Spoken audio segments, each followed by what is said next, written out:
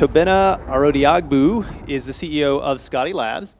And what's really interesting about what they're doing is you hear a lot about autonomous driving, and there's sort of 5 levels, right? And the 5th level is just the car does everything on its own. And there's a lot of people that believe that level 5 autonomy is going to be a lot harder than you think. And so Tobenna is one of the people that's working on some business models that might take that assumption into play. So he's going to talk a little bit about autonomous AI and the tolerable error rate.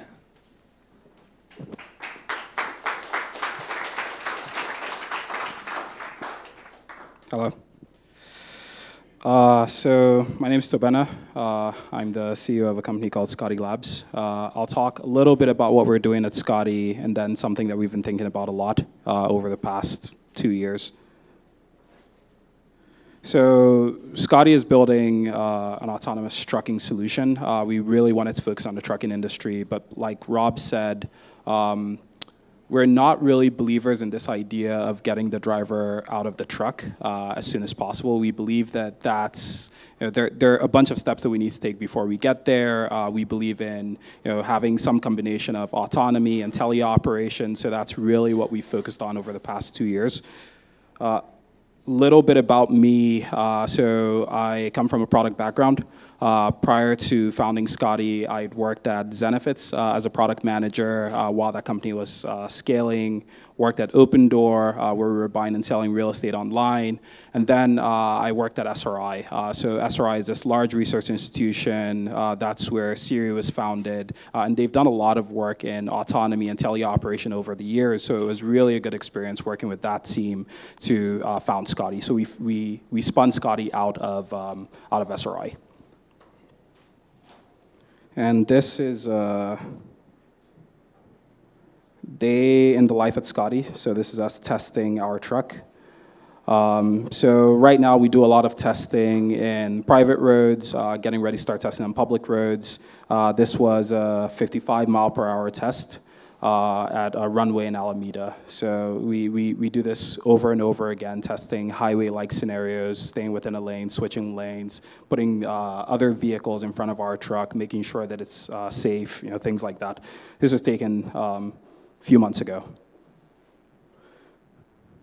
So as you can imagine, this is a full tractor, right? 18-wheeler truck with a trailer attached to it. So we can't really make mistakes when we're doing these tests. We definitely can't make mistakes when we take this out to public roads. So we try to be very careful about this. And that's what led me to this talk, right? I was thinking about different problems that AI companies have to go through and what different types of AI problems are out there. And I've gotten to experience some different types of problems, so I wanted to talk about that a little bit. So first of all, intolerable error rate, right? So as I was saying earlier, working on a truck, we can't really make mistakes. We have to have this, we always have to think about how much testing is enough. How accurate does our entire system need to be before we say that this is actually enough to deploy a product? That's a big problem in the autonomous driving space. Do you need perfection? Do you need something that's closer to a human driver which still makes mistakes? Things like that. How much data is enough? How many scenarios do you really need to test before you say that things are sufficient, right? And the other thing is tolerable response time. So I think this is something that isn't talked about quite as much.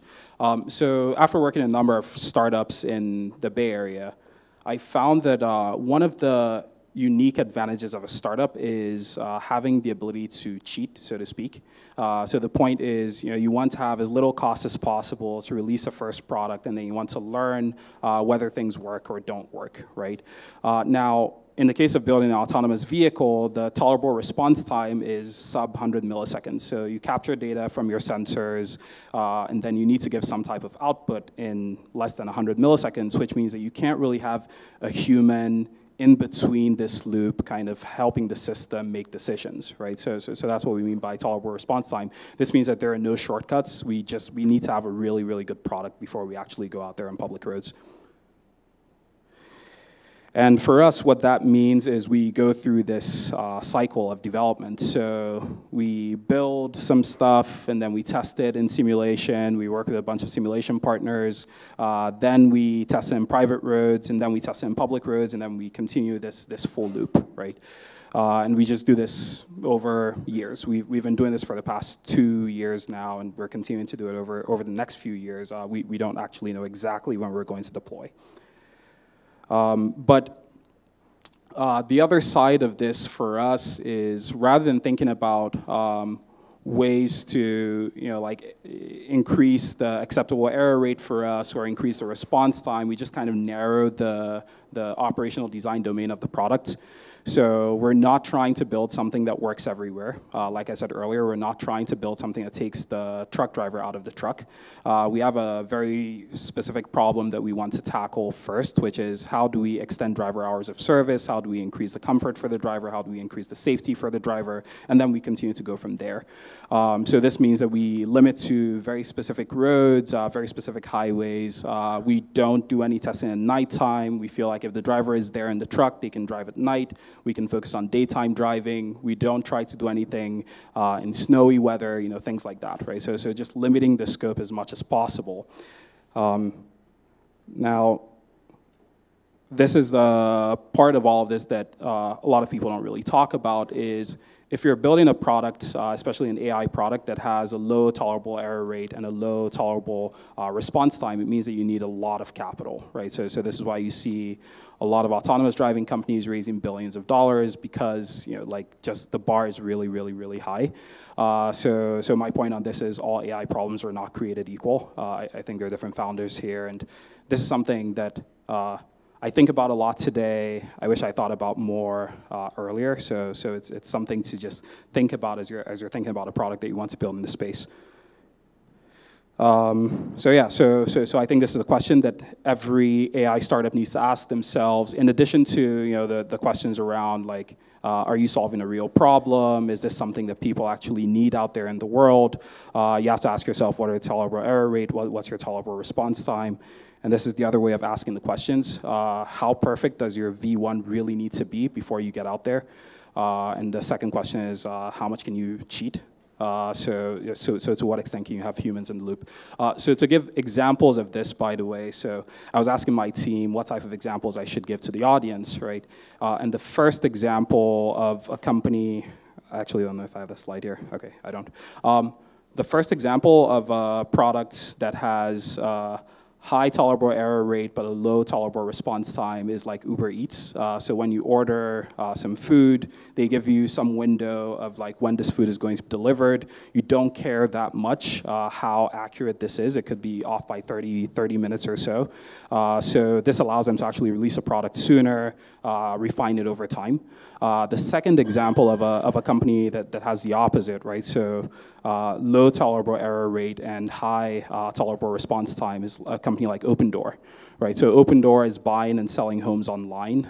They have relatively low margins. They can't make mistakes on the prices of these homes where they're trying to automate the offers that they send out to people.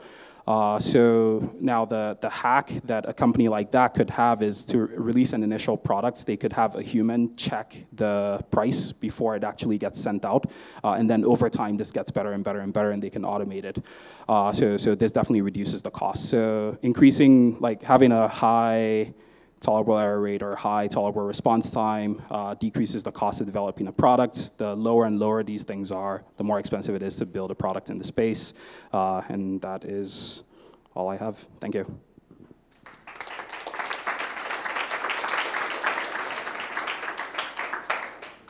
I really like your approach of augmenting humans rather than replacing them. I really think that most of the autonomous driving companies are really aggressive on just automating everything. Could you elaborate on a little bit more and how you plan on getting out of this crowd, basically? Yeah, definitely. I like to think of this in terms of what's a really good research project and what's a really good product, right? And like a good research project is definitely solving full like L4, L5 autonomy, whatever you want to call it. I think a really good product in specific industries is augmenting humans, right? So in the trucking industry, there are very specific dynamics at play. So you have a maximum of 11 hours that a driver can drive in a 24-hour period. The very first thing that drivers actually care about is, can you help them expand this, or can you help them, can you give them more comfort while they're driving, and things like that, right? There's a monetary value to this also. So every single mile that a truck moves for, they're making somewhere in the $2.10 to $2.80 range. So provided that you can give them more and more and more miles, there's actually a dollar element to this as well. And most industries think that way, is right. Like, it's, are you increasing my top line? Are you decreasing the cost that I have as a business? So for us, really, what we've done is we've spent a lot of time with trucking companies. We think a lot about what is a tractable solution to get our solution on different vehicles out there. We have the teleoperations components more as tier 1 support, so we don't directly control the vehicle. We can send waypoints and send guides to the vehicle to follow, so we think of that as tier 1 support as well. And it's all about just increasing efficiency for the trucking companies. Yeah. Yeah, so, yeah. Oh, yes. So the question was, can we overcome the legal barriers to extend the hours of service? So there are a few points here. So the short answer is yes, but it depends on how you think about it. In trucking, there's 11 hours of driving, but there's actually 14 hours of operating. And right now, operating is a fuzzy term. It could be anything from filling up gas or loading and unloading the truck or anything else, really. So our belief, and based on the legal work we've done so far, is that if you have the autonomy actually driving for some period of time, that could be considered operating. So that's the first way to do it. There are also different, basically different groups at play in trucking. So there's associations like ATA who represent really large trucking companies. There's associations like OIDA who represents owner-operators. Most of the industry is owner-operators. When you talk about replacing the driver, ATA gets excited. OIDA hates it. When you talk about augmenting the driver and increasing hours of service, both of them actually like it. So for us, it's working really closely with those groups and working with the trucking companies and working within the confines of the legal barriers that exist today, and then moving forward from there. Yeah. Is your plan to be a backup to self-driving cars when it's level 5, or is it to get us to level 5 and be like the intermediate step between, my Tesla's autopilot and eventual level 5, so that when you have somebody in the level 4 car, they feel a little bit more comfortable? Yeah, so our plan is to get to that level 5 whenever it happens. I'm a bit pessimistic on when it happens, but whenever it happens. So right now our goal is to get the technology out, get it on actual trucks within the next few years, and then that allows us to build up more and more data, more and more experience, and expand from there. And what will the experience be like for a truck driver? There'll be a truck driver going across country. Yep. They need to take a nap, and somebody in a remote location takes over and drives 8 cars at once, like a poker player multi-tabling? No. Because you had telematics as part of your solution, correct? Kind of. So basically, there's a truck driver going down the highway. At some point, they get a prompt that says, Scotty can take over now on this highway stretch. They push a button, we take over. So we have an autonomy solution and a teleoperations backup. So we take over.